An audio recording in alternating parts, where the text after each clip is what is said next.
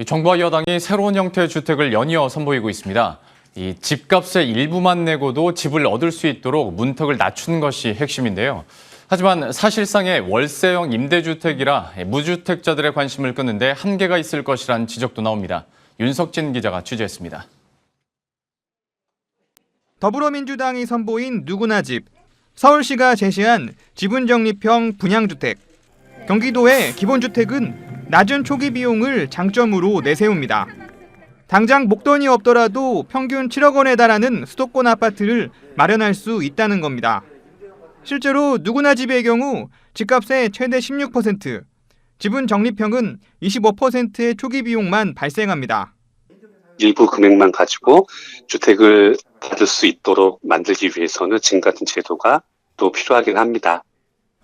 다만 제도적 허점을 지적하는 목소리가 높습니다. 누구나 집과 지분 적립형은 시세의 80%, 예컨대 지난 5월 아파트 평균 월세를 기준으로 잡았을 때 서울은 90만 원, 수도권은 73만 원 수준입니다.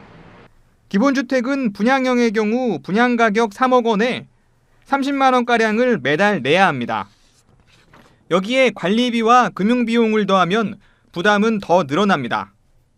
이게 누구나 주택 같은 경우는 6 내지 16%만 내면은 누구나가 들어가서 살 수 있고 내 집을 만들 수 있는데, 문제는 이제 나머지 차액 부분에 대해서 융자를 받을 경우에 금리가 올라가도 문제가 되고요.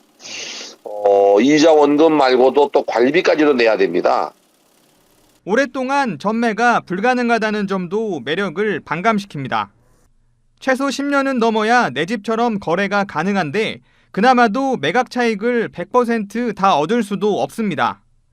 차라리 대출을 받아 아파트를 매수해 당장 소유권을 확보하는 것이 낫다는 말까지 나오는 이유입니다.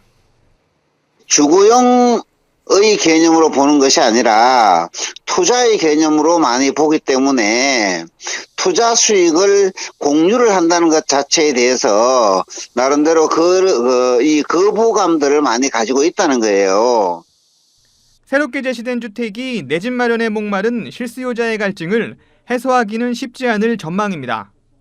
머니투데이 방송 윤석진입니다.